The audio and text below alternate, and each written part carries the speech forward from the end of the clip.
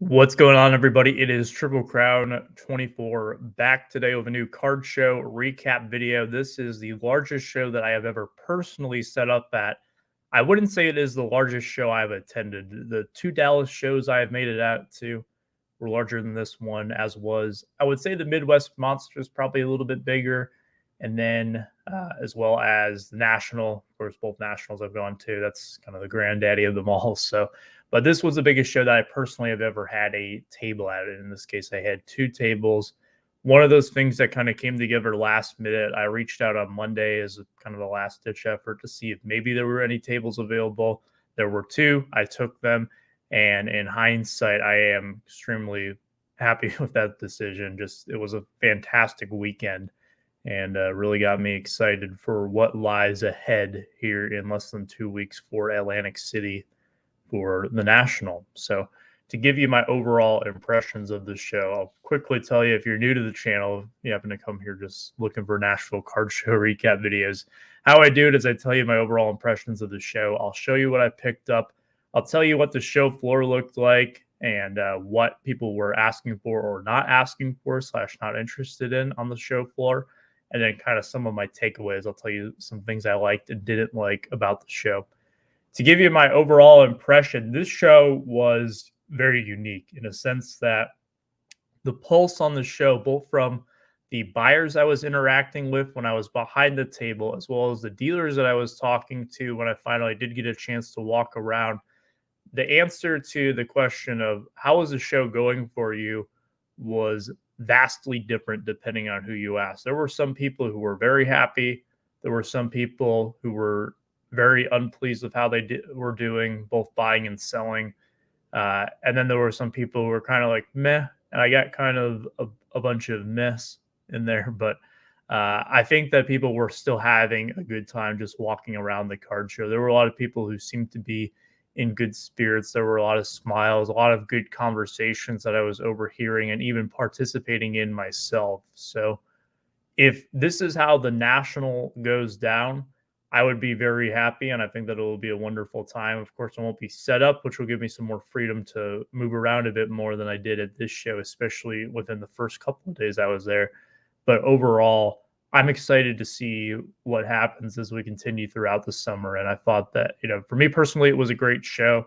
But I think the general consensus in the room, there were, some mixed reviews. I don't think it was any fault of the show promoters. They did a fantastic job of promoting this show. I got to say, Jeff, he doesn't do too much social media when I was talking to him, but his crew, I think it's his sons, but if it's not his sons, his crew in general did a fantastic job of promoting and advertising this show and getting people interested in it and hyping up this show. So it was a pleasure to work with him, and I thank him for putting it on because I had a very good time. So let me show you what I picked up. This part of the video almost didn't happen because if you would have asked me to make a pickup video after day one, it would have looked very scarce. And that's because I didn't leave my table from the time that I got there, aside from maybe a few little interactions with my quote unquote neighbors. So the tables that were in my immediate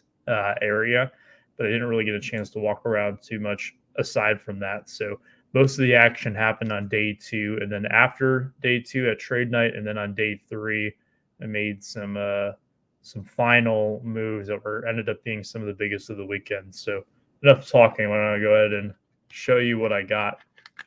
First one up here. This is probably the cheapest pickup I had of the weekend. This was just kind of a random deal from someone who approached me when I was behind the table. Samuki Betts Topps Chrome variation from 2021. These are a little bit tougher to hit than you may expect. Topps has definitely made the odds on them easier over the years, just based on how often I see them come out, listening to breaks while I'm working or whatever the case may be. But whenever I see them and they're reasonably priced, I will definitely take a flyer more often than not. This one was $10, and it's one of those that I didn't really need to look up. I felt comfortable grabbing it at $10. So this is one I'll probably just stash away unless $10 was an absolute steal. Then maybe I'll try to cash it in or cash in on it a little bit quicker. But that was one I was happy to get. So that was cool. This was another one. If you see a sticker on anything, that is probably an indication that I bought it early on day 2 or it was a day 1 acquisition, because that was the stuff that I was able to put into my showcase. I basically just swapped out what I had in there, because a lot of times they were from trades, or if I bought something, I would put these in the showcase. But this was a Dwight Freeney Super Bowl autograph. I always love these Super Bowl autographs. I think that it's cool that Panini has kind of done them over the years now, and it's somewhat of a continuity set, which is a cool idea. I don't see too many of those these days. Topps did it with some of the Bowman Sterling stuff a few years back, but other than that, I haven't seen too many like continuity sets, and these are always super cool. So nice little on-card auto there of Dwight Freeney. Next up this was definitely from day 1, if I remember correctly. I made a trade, and I don't know if anyone's been to a show lately. I would love to hear from you guys. Tell me if you've been seeing this going on too at the shows you've been to. But I have a lot of kids who come up to my table saying that they're doing what's called the trade up challenge or the dollar challenge, where basically they start with a $1 card that they find out of the dollar box and they try to trade up. And the reason that I call it that is because that's explicitly what they tell me. They don't cut any corners with or try to disguise what they're doing. They're telling you straight up that they are trying to trade up as much as possible. And most of the time I don't really, work out a deal with them. It's not because I don't, appreciate that they're trying to go as far as they can in getting a cool card, but a lot of the times it seems like they approach me in the very early stages, and I just don't have a lot of stuff in the $5 to $10 range. Most of the stuff I have is in the quarter box, or it's going to be $15, $20 and up from there. So I don't really do too much in that range. So naturally, there's just not too much to be had in terms of a deal. But there was one young man who approached me he got pretty far in this challenge, I would say, just based on where he was at. And he was looking to trade into a card that I had, and it was one that I had been kind of stuck on for a while. So he offered me this T. Higgins autograph. It's 25 of 25. I get it is from one of the Chronicles sets with being Gridiron Kings. So that's typically something that people associate as a lower end brand. But for me personally, just being in Cincinnati, T. Higgins stuff moves incredibly well. So that was a deal I was more than happy to make and move off of something that I had been kind of stuck with for a while. Maybe conceded a little bit of value, but for the sake of liquidity, it was well worth it for me. And he got a card that he was happy with too. So it's the best trade you can ask for, is when both parties are satisfied. This was another one where I felt like I traded down several times this weekend with just stuff that I had. And it wasn't always like in the last case where it was something I was stuck on. Maybe it was something that was a little bit more popular, but I was able to kind of get some cash, as well as another card that I was confident in, which was the case with this one here. I traded down for my Trevor Lawrence Hollow Heroes into this Terry McLaurin RPA out of Origins. McLaurin is an OSU alum, so definitely has a bit of a soft spot in my heart whenever I see a Buckeye, being an Ohio State alumni myself. So whenever I see, one of these types of cards for a Buckeye, I'm naturally inclined, because there are also a lot of Ohio State fans around the parts of town that I visit for shows, both here in Cincinnati, and then if you go up north to Columbus, where the campus actually is, you'll see a lot of it. Also in Dayton, there's a fair number of them. Cleveland, there's a good number of them. So there's Buckeyes everywhere. Whenever I see a Buckeye, I go for it. And just happy with the amount of cash that I got back to kind of get something for the Lawrence, and then also get a cool Terry McLaurin card. This was one that I picked up very early on. I'm sorry, Ed Wesker-Griff, if you're watching this, man. I know you're going to be disappointed in me, but I had to do it. It was a Jalen Reagor RPA out of the National Treasures. This is the quote-unquote true RPA. And this was $25. You can see I put a $45 sticker on it. The patch on this one is pretty solid. 4 colors, about as good as you can ask for with the Eagles uniforms, unless it had like the wing of the eagle or the eagle head in there, or a shield or whatever the case may be. That's the only patch that I would think would be better in that window. But being a true RPA from a product like National Treasures and to get it for essentially the cost of a blaster in this day and age was one of those. And I'm like, all right, I'll take a flyer on this. It is Jalen Reagor. I'm sure all the Philly fans out there are they're not. I haven't met a Philly fan who really likes Jalen Reagor, but maybe someone will want it because it's a true RPA. It's one of those cards that I'm willing to take the flyer on it, if you will, for that price. I believe this was either the last or the second to last deal I made of the day. This is from Topps Archives Signature Series 2017, and it is the postseason edition or retired player edition, I believe as they now call it. It's a 1-of-1 autograph of Barry Larkin. Some of these archives autos I usually do pretty well with. I can find some of them for really good prices. This is a dealer I've made several deals with plenty of times, and I think it was a trade where neither of us were like extremely happy with what we got back, but that's also a very good indication that it was a fair trade because both parties kind of feel like that's about what I think that it's worth, and kind of just making it even across the board. So that's always good to make a fair trade. I never want anyone to feel like they got screwed over in a trade with me. Ideally, both parties do well with it. It doesn't always work out that way, but that's what I want to happen whenever I make a trade. I don't want people to feel like I'm taking advantage of them because I'm not trying to. Just sometimes I make deals where a card it's something that I've been stuck on for a while and the card will plummet. It's a whole different discussion, but again, I always want to make sure that when I make a trade, it's something that both parties are happy with, and hopefully it builds that connection where we can do business in the future, because I like to, build bridges, not burn them, and make sure that, people are happy with the business they're doing. That's just my 2 cents on that. But anyways, Larkin 1-of-1, just also one that was got to bring it back to Cincinnati, right? So let's move into the slabs, shall we? The rest of them will be graded cards here. This was a day 3 pickup. On day 3, I actually didn't set up at all. I just covered up my table, decided that I was just going to move the bulkier stuff out once they opened up the door to the shipping dock so I could easily transport it out without having to walk a long distance. And I just went around buying just because I had done well enough at that point where I could justify walking the show floor a bit more. This is one of those that just caught my eye, and I'm like, all right, I'm going to go for it here. It is a Justin Herbert straight fire out of Mosaic in the CSG slab here, 95 mint plus. This was the sticker on it, 85. I'm actually going to take that off here as I speak to you guys. But I ended up making an offer of $60. I was expecting the guy to come back at 70. It probably would have walked at that price. My thought on it was, if I can get this for about the price of a Mosaic hobby pack, or I could get it for the price of or less than that, I guess, then I'll go ahead and jump on it. But if it's anything more than that, I'll probably hold off. And hey, he took the $60 deal, so I was happy with that, and glad we were able to work it out. But just really cool. That blue, man, I'm a sucker for blue, especially when it works with the team colors.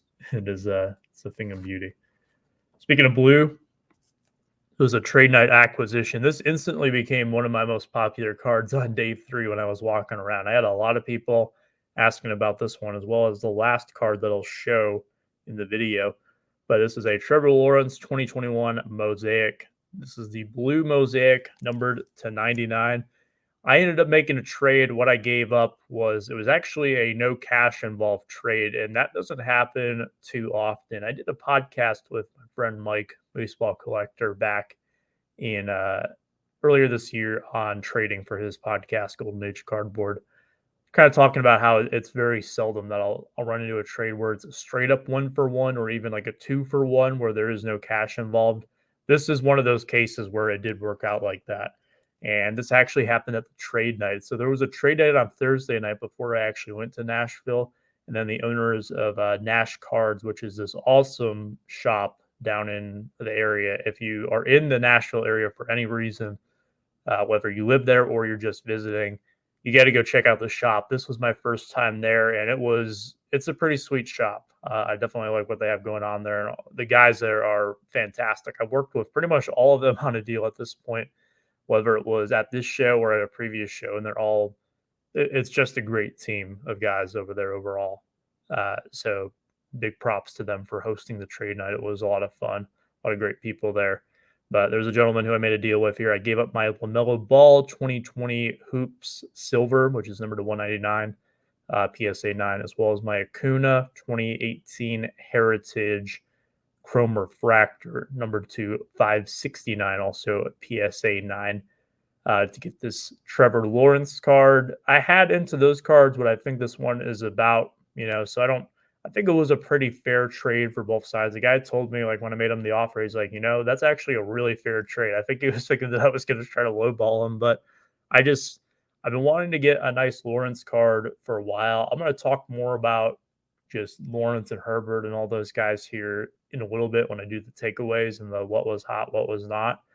But, I've been looking at a couple different Lawrence cards. This one kind of just jumped out to me, so I went ahead and picked it up, number to 99, and I hope the trade works out for him too. I thought the two cards he got back were pretty solid, so again, one of those deals that I hope works out well for both sides. I hope that it ends up being a fair deal for both sides. So we both got some stuff that we wanted out of it. Moving along, this was one that I was approached with. It is a 1940 play ball Joe Cronin PSA 2. And with vintage lately, I just cannot keep it in my showcase. It seems like anytime I find a nice example of something, it is gone almost instantly. And it could be just for me posting it online. It could be for me taking it to a show. It could be for me, working out a deal at a trade night or a different, wherever it may be. But it's very difficult for me to keep good eye appeal vintage in my cases for extended periods of time. And I guess rightfully so, because some of these examples are really beautiful and people want the best example for the assigned grade they can get when buying vintage. So there's a guy who approached me with this one. I made him an offer. It was pretty much what he had into. In fact, he told me, like, that's exactly what I paid for it. So he tried to get the extra $5, and I told him, like, I'm gonna stick at this just because it was. I'm not a huge Joe Cronin fan. No offense out there to anyone or Joe Cronin himself, but it was just one of those that it was cool. It looked nice, and for the right price, I would have been in. He ended up conceding. He said, "You know what? Why not? I'll go ahead and we'll make the deal." So I ended up picking this up, and probably cheaper overall once you factor in shipping and return shipping costs to even get it graded. So figure go ahead and grab it. Why not? There were a couple other cards that I had bought and pretty much immediately sold. I just got $10-15 profit on them pretty much. There was a Joe Burrow pink camo mosaic PSA 9 that I ended up selling at trade nights, made $15 on it. There was a Stan Musial 52 Wheaties hand cut SGC 4.5 that I had picked up at trade night as well. That one very quickly scooped up the following day. And that was another one that I had made about $15 on. So a couple of those that I don't have to show off now because they're already gone. But speaking of the Stan Musial, this was the other card that I picked up at trade night with it, in addition to the Lawrence. It is the LeBron Exosphere out of Flux. If you're unfamiliar with the Flux product, how it works is in every box you get one of these sphere cards. And I might be wrong on this, so if I am, please correct me. But I believe that the subject checklist is either 50 or 100 subjects. And again, you get one of these in a box. I believe the Exospheres, which is the top tier, is kind of your case hit. So you get one of those per case, although I'm not 100% sure on that. To me, it wouldn't make sense that would be the case. No pun intended, but I could be wrong. I don't know as much as I probably should because I was this interested in this card, but based on the little dots here, I believe there's 5 different levels to them, but these are all like your top tier players, and then your biggest rookie from that year, which was LaMelo Ball. So he's in this part of it. I think Luka is in it. I think Giannis is in it. Just to kind of give you the idea. And it goes down. So there's like a mesosphere. I think that's the most common one, but I just think it's a cool concept for an insert. I hope this is one that they don't kind of overdue, which sometimes Panini will do with their inserts. But it was in this SGC 9 holder. I will probably crack it out because I've looked over this thing several times, and maybe there's like a little bit of whitening on one of these corners is kind of what my impression was. But I thought that a 9 on this was kind of harsh. It at best, I could see that maybe these issues knock it down to a 9.5. Perhaps it's something to do with the centering. I'm not an expert on these by any stretch of the imagination. In fact, this is the first time I've owned any of this card or any of these cards from this insert set. So perhaps I'm wrong and it is off centered and that's why I got a 9. But typically with SGC, they are, from my experience, much stricter on centering than PSA is in a lot of cases. So I'm going to end up cracking this out and sending it in at the value special submission, and it will come back probably 5 months from now. It's one of those that I don't mind holding right now because this card is down quite a bit from where they once were. Makes sense for multiple reasons to me, but just one of those I don't mind holding on to. So this is one that will be out of my possession for quite some time, but I was happy to pick this up. I've been eyeing one of these for a while, and worked out well that I've waited this long because they definitely have become cheaper. So moving on to the next one. This was one that was actually I was approached with. There were a lot of really cool cards that were brought to me, and some of them I might have been more interested in had they come to me later in the show. But early on, I was mostly just looking to sell, and it took me a little while to get some of the bigger deals rolling. But once they did, I was able to branch out a bit more and go after some bigger cards. That would include this one here. It's a Kyler Murray auto from 2019 Contenders Draft. It is not the rookie or college ticket auto. I think that's what they're called, college tickets. It's an insert auto. It's a game day ticket. It is numbered 18 of 18. I believe that's because it's the playoff parallel. Why it's numbered 18? Your guess is as good as mine. But I thought it was cool.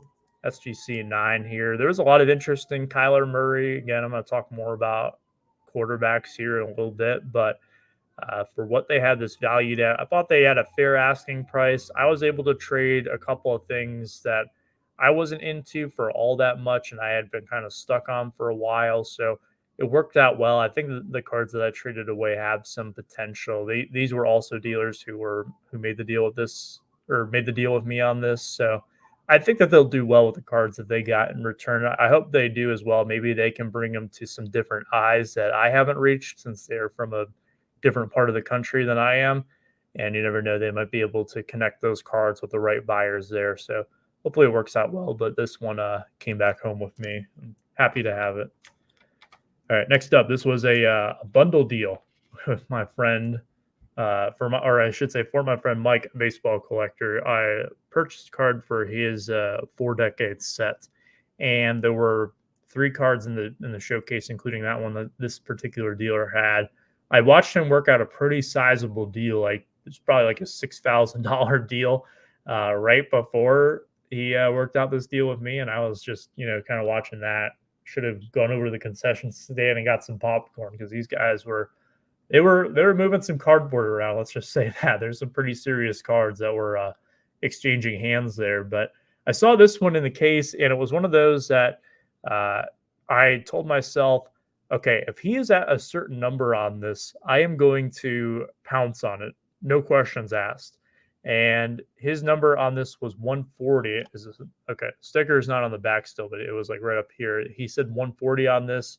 And immediately when he showed me that, he said, I can do 100 on it. So he's already negotiated himself down $40 on this card.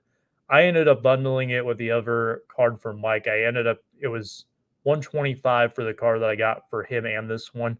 So I essentially sold the card I got to him for $25 and kept the $100 price on this one here. But these raw, some of them have gone for double this. This is a 5 on the 95 Bowman's Best Jeter. To my knowledge, there are no 10s of this card out there. I could be wrong on that. Just an incredibly tough grade. Why is it a 5, you may ask? I'm going to try to get it on camera here. There's a good look at it there. That corner is pretty jacked, as you can see. That's a really good look at it there. Kind of the glare helps show it off. But this is considered a crease or a wrinkle. And if you have that on a card with PSA, you're automatically looking at no better than a 5, which is a shame because it probably means that the surface of this is actually really clean compared to some of the other ones out there. And there's no, I guess, no centering issues to speak of. It's difficult on these borderless cards to even determine that. It's a little off left to right here. I can see it maybe a little bit, but looks pretty solid otherwise. So this is just a really great card. I've always loved this cheater, and he had a price that was too good to pass up. So figure I'd go ahead and take a flyer on it. Why not? All right, I got 2 more to show off. I know this has been lengthy. I warned you guys that this was going to be a fairly time sensitive, or I guess non-time sensitive recap. Have to go with classics, and boy oh boy, this is a beauty here. 1975 Topps George Brett rookie. And typically the biggest issue I see with the George Brett rookie is centering, specifically left to right centering. This was a card that I looked at extensively on day one because the dealer was in the same row. He was at the end of my row, so he wasn't all that far away. I looked at it a few times, never really made contact on it. And then on day 2, I asked him about it. We were $10 apart, and I ended up walking away. I came back again on Sunday. This was the last card I ended up picking up at the show on Sunday. And he eventually caved and gave me the $10. I was thankful for that. I'll definitely remember that, and hopefully we can do a deal again in the future. But I saw this one, and when I saw the centering, I am like, damn, that is some of the best centering I have seen on a George Brett rookie. That's not like one of those unicorn PSA 9s out there that you just don't see every day. What is quote unquote wrong with this one? I would say that the top to bottom centering looks a little bit off. Maybe that's just me, but I feel like it's a little bit off where it's more so pushed down. There's also this issue here with the corner. You can see there's just a little tad of whitening there, which these dark colored borders make sense with. And the back centering is actually, this is where the centering is off on this card, is on the back, which is typically it's on the front. So it's just a beautiful example of the George Brett rookie. And I asked him what his price was initially. His price, let me just say, was more than fair. His asking price was pretty much average VCP, maybe just a few dollars under it, and still gave me a discount on it. And this is a card here that unless someone's willing to pay a pretty penny, it's not leaving my hands in the near future. Again, I said the same thing for my 65 mantle. That didn't last too long. Said the same thing on the things like my Jackie Robinson 53 tops, my 53 top Satchel Paige that I had before, and people went after them. But I'm a sucker for good quality vintage, in comparison to the sign grade. And if this doesn't fit the bill for a George Brett 75 tops, I don't know what does. So very pleased to have worked out the deal on that one. As kind of a fantastic way to recap or to end off the show. There is one more pickup I made though, and you waited almost 30 minutes to see it. I know, but that's typical for a video of mine. This was a day 3 deal, and this is the most I have ever spent on one single card. Not the most I've spent on a deal, but all those deals were multi-card deals ranging anywhere from 4 to 100 cards-ish. But I saw this one and kind of walked around a bit, kind of thought about it, and got a number in my head that made sense. I went back and I said, you know what? I'm going to make a really serious run at this card if the number on it is what I'm thinking it is. And there was also a number where I said, if he's asking this, I will buy it, no questions asked. And it ended up being more of the former rather than the latter, where the number was extremely reasonable. This was a pretty big time vendor out there. Won't say who exactly it was, but always fantastic to work with them.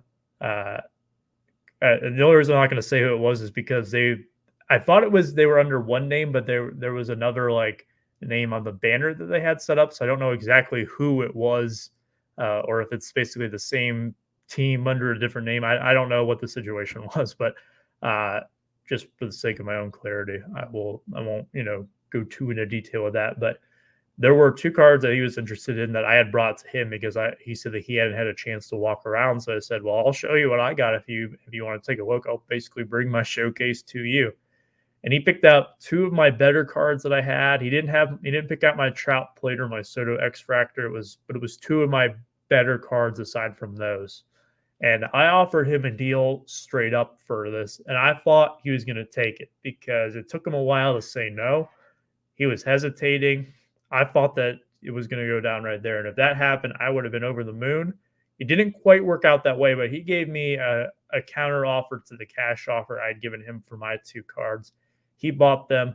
And then I asked him again about the card. I told him I would take 1 lap around, made a call to a very good friend of mine. He knows who he is, to ask him what he thought. He said 2 things that really put it in perspective for me. And that was enough to really just solidify in my opinion that this was something that I needed to do. And this is not a card I'll typically buy, but I did. It is the 2020 Select Jumbo Rookie Swatches Joe Burrow Tie-Dye Prism PSA 10. For all my Pop fans out there, this is a Pop 2 on this card. Little bonus for those who like the special serial numbered cards. I did not even notice this until I got back to my table, but it is, see if I can get a focus here, 1 of 25. So there you see it. Beautiful card. I have always loved the tie-dyes out of Select, and I think the general consensus is that they are one of the most popular parallels out of the Select product. I don't know too many other products that Panini offers that even does like a tie-dye thing. I think that's really a trademark of the, or so to speak, of the Select product. But he, I'll tell you straight up what it was. It was $1,400, but keep in mind that I had also, sold him 2 pretty significant cards right before that. And essentially what it worked out with is that a lot of that money, in fact, all that money that he gave me went right back to him, and then a little bit more, not too much more, but it was almost as if he had countered my initial straight up trade offer with a cash and card trade offer. Is how it worked out in the end, considering that it was 2 deals that theoretically could have gotten done in 1 deal, considering what was involved. But for the price that I was able to get into this at, which is less than the $1,400, because again, if you take the cards that I had before, I kind of consider those what I had, what I paid for this plus the cash. It was a price that was too good to pass up. So I'm into it for under the $1,400 mark. To give you a little bit of perspective, is that the other one of these, he had told me this, and I saw it briefly. I wasn't able to pull it back up at a later time, but the other one of these had actually sold at auction for $2,300. So, that was definitely reassuring. And then there was actually a different Burrow patch, like actual patch, not a relic, from Select. That was also a tie-dye that had sold in a PSA 10 holder for $2,000. So, just considering all that and knowing that this would be coming back to Cincinnati, where it's definitely going to get more love here than it probably would anywhere else, I just had to go for it. And this is just something that I don't normally do. These are the types of cards that I'm not typically the one to go after, is these big time cards of guys who I don't want to say Burrow is unproven, because he has been to a Super Bowl at this point already. He's definitely proven himself. He doesn't have an extended track record, but to say he's unproven, I think would be extremely unfair. Still not, it's not like I'm buying a safe Hall of Fame lock or anything. Burrow has a long way to go in his career, but it just felt right. It felt like this was the right thing I needed to do. So I picked this up. I have 0 regrets about it. I've been able to sleep on it now for a day and let it sink in, and absolutely no regrets. So we'll see what ends up with this one. Perhaps it will still be with me in the National. Perhaps I'll stop recording this video and I put it up and someone buys it within 5 minutes. You never know. But just couldn't tell you enough how satisfied I am with it. So let's finally talk about the show floor review. Again, I told you this was going to be a lengthy video, and I've definitely kept my word here. So There was a little bit of everything on the show. It seemed like on day 2, when I finally got a chance to walk around, one half of the room was a lot of modern stuff. It felt like specifically that the middle rows of the room was where a lot of the modern and ultra modern stuff was. And then kind of the guys who were around the perimeter had a lot of the vintage. And I don't know if that's how it kind of just worked out by coincidence or it was strategically laid out like that. Uh, but that was just kind of the impression that I got, that there was a lot of vintage that I was seeing around the perimeter tables rather than in the center of the room where there was a lot of more of the ultra modern stuff. So just a little observation there, but pretty much everything that you could think of. There was definitely a lot of, I'll call it rare stuff there. And by rare stuff, I mean lower serial numbered stuff, some vintage, like some Ty Cobb cards that you just don't necessarily see unless it's something like the National or maybe one of these massive regional shows. So those kind of cards that are typically reserved for those types of events did make an appearance, and it's cool to just look at those and see those. Um, Definitely some window shopping cards for someone like me, but just it's cool to see them, right? It's like a little museum for baseball cards. So other than that, there was very healthy mix of a lot of stuff. There was definitely a lot of Pokemon at the show. Maybe not as much as I see at like the Dallas show or a show similar to that, but there was a healthy amount of Pokemon that was around the floors. There are certain dealers now who I've seen they've kind of just added a case on their table for specifically Pokemon cards. So it almost feels like it's right up there with the main sports as having its own people have their own case devoted to it, which was something I didn't see a few years ago. So that I thought that was interesting. What was hot and what was not? Well, I have a better insight of this just because I was able to see what people were asking me for. And it was very similar to the Midwest Monster, where there were a lot of people who were asking for Josh Allen. There were a lot of people asking for Justin Herbert. There were a lot of people asking for Kyler Murray. There were a lot of people asking for the 2021 quarterbacks. What I found extremely interesting about that is that the pecking order for the 5 first round quarterbacks in the 2021 class in terms of who I was asked about the most was pretty much the opposite of how successful they were on the field in 2021. So the most asked about guy was actually Zach Wilson, who I would argue had the worst season among the 5 rookie quarterbacks from what we saw. I know not all of them got to play the full season, so perhaps that's a bit unfair, but he was, number 1. And then kind of second most was a tie between Lawrence and Lance.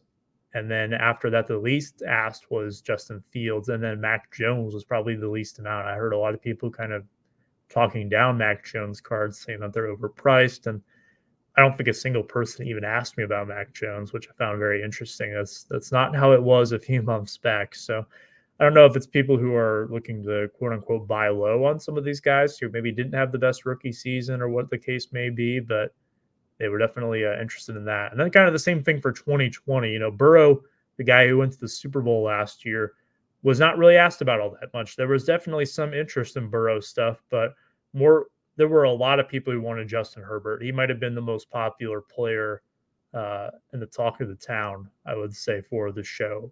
And then Tua, a decent amount of interest, not as much as I've seen. Same thing with Jalen Hurts. A lot of people were asking about Josh Allen, which has been par for the course over the last several weeks now, perhaps even pretty much the entire spring and summer. People have been asking me about Josh Allen cards. So what I would like to say is going on right now is what I'm going to call it the arms race. And by arms, I mean quarterbacks, and specifically a lot of the AFC quarterbacks seem to be the ones. There are still a very good camp of people who are looking for Mahomes stuff because they think that he is extremely undervalued right now.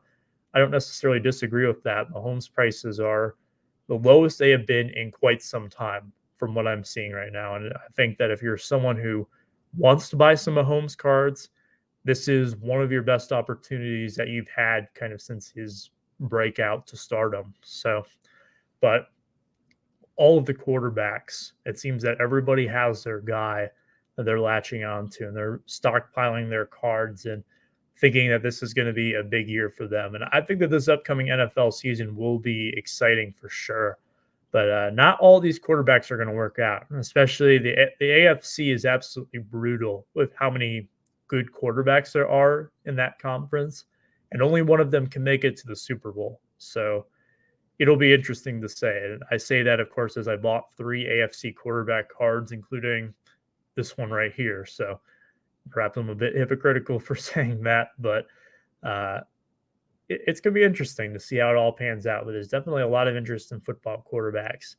Basketball wise, right now, couldn't say that there's a definitive player that people are looking for. I've seen an uptick in interest in vintage basketball, but there's not really a player that jumps out to me as extremely hot, with the exception of Josh Giddey. I don't know what it is, but I get asked about Josh Giddey more than I have any other player combined. It seems he is the hottest name right now in terms of basketball.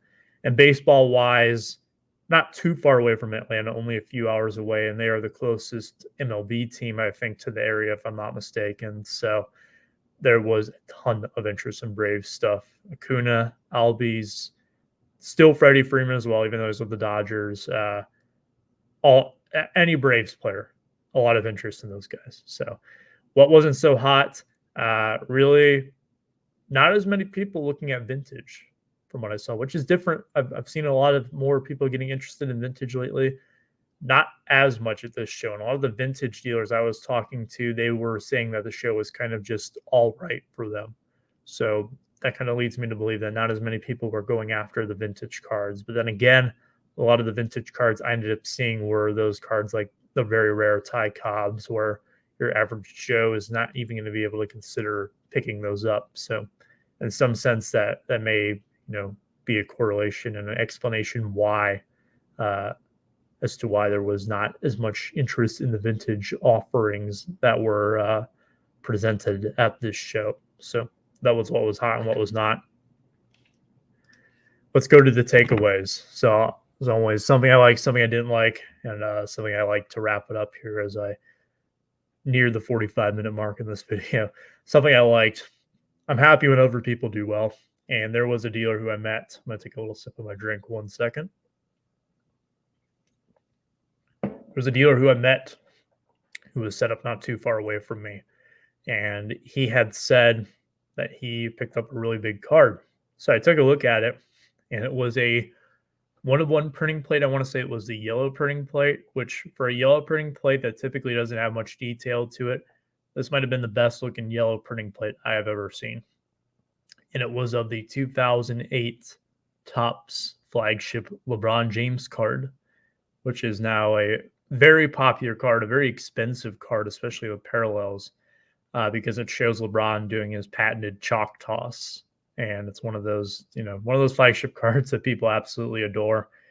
And he got that plate for $2,800. And the only reason I know that is because I ran into the dealer on day 3 who said that he had it. And I'll tell you right now, if I had known that he had that card and he had it there, $2,800 is a lot. That was definitely more than I was probably willing to spend. But I feel that if I would have known that that was there for that price, I would have definitely made a very strong effort to try to make it happen and try to obtain that card, whether it's, kind of give up the king's ransom to get it, because you guys know with my Trout plate that I have that I absolutely love that kind of stuff. And the dealer told me, actually showed me a little bit too, that he had posted it in one of the LeBron groups on Facebook. And unless he's able to get more for it at the National, he has told me that he already has a deal in place for $8,000 on that card. So regardless of how he was doing at this show, he kind of has this in his back pocket, a $5,000 plus profit on this card waiting. Just this thing that came out of the woodworks. Apparently this dealer, this was the first time that he's put it out in years. He told me that he bought it for like 25 or 50 bucks back in 2008, 2009, and he's had it all these years. So that's what I love about shows. You just never know what's going to come out of the wild and come out of these vaults, never to see the light of day, and make themselves available. So I thought that was really cool. That was that was a cool deal to see go down. So something that I didn't like is, there's a couple of things.